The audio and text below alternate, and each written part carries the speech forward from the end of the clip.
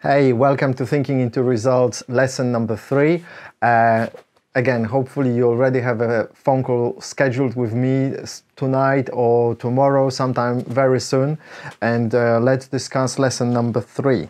So lesson number 3 is very similar to lesson number 2 regarding the exercises. However, it introduces a very important concept, paradigm. So lesson number 4, your infinite mind, using your mind to get the results you want. So this is where you will learn about paradigms. Hopefully you've watched the video already by Bob, and how to reprogram your subconscious mind.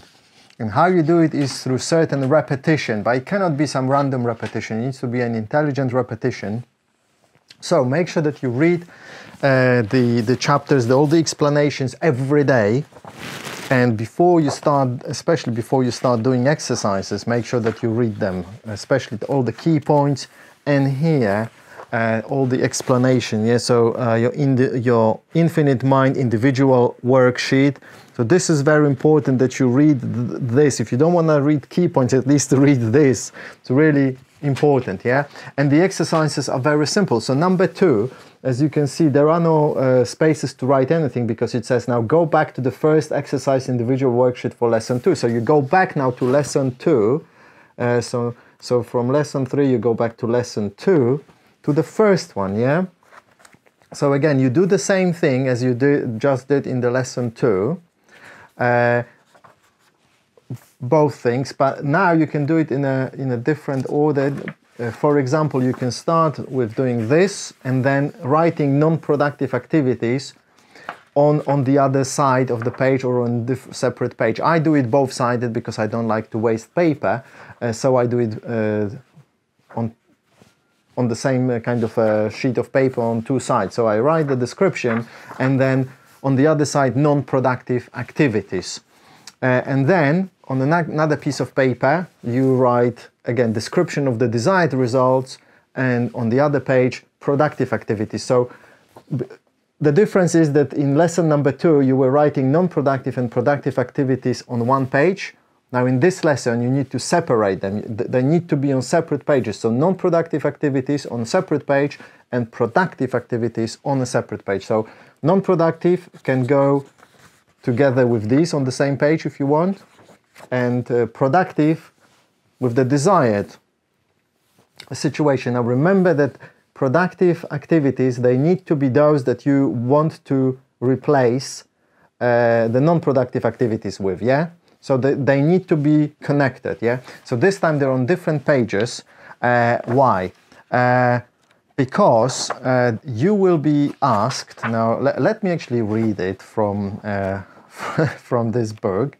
You will be asked to take the 2 sheets of paper with the unwanted results and the non-productive activities and shred them.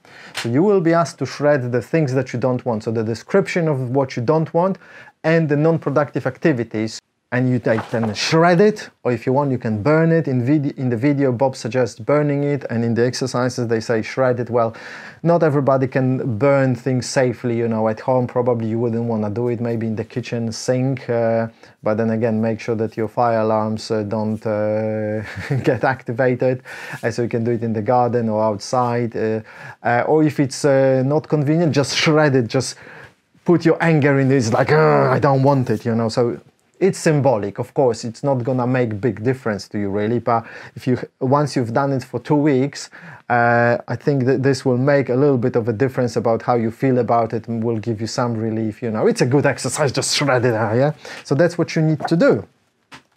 And then in lesson number 3, there is one more thing that they want you to do is the visualization technique. And here they describe one process, but you can have your own similar process, different music, different visualization. In space provided, make a written description of yourself already in possession of the good that you desire. State how you feel and write in the present tense. Again, it needs to be always in the present tense. And you can start with this phrase, I am really happy and grateful now that, yeah?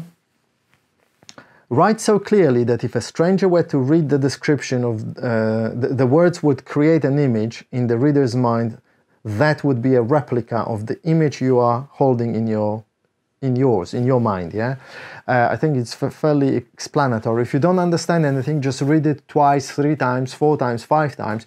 Read it 4 times, 5 times until you understand it. It's really simple and clear. Yeah, so do the visualization, then write down how you feel about it, write down what you've visualized, and visualize it again. Very, very simple. Yeah, clear? Okay, and basically that's it. Then it's a team worksheet, so again, you don't need to do it. And then read the chapter on responsibility. Again, read it at least 2 to 5 times in those 2 weeks, but ideally 3 times a week, 5 times a week, it's really good. So the more you read it, the better, okay? If there's anything unclear, we are going to speak soon, I hope today or tomorrow, and I will answer your questions. We'll go through the exercises, we'll discuss the paradigms, and so on and so on. Okay? Fair enough? Very clear? Thanks for watching, and see you in the next video about lesson number 4, which is very exciting, about your mind, unlocking the secret genie, unlocking the secret. Lesson number 4 will be exciting. Like every lesson, we'll look deeper into subconscious mind. Take care. See you soon.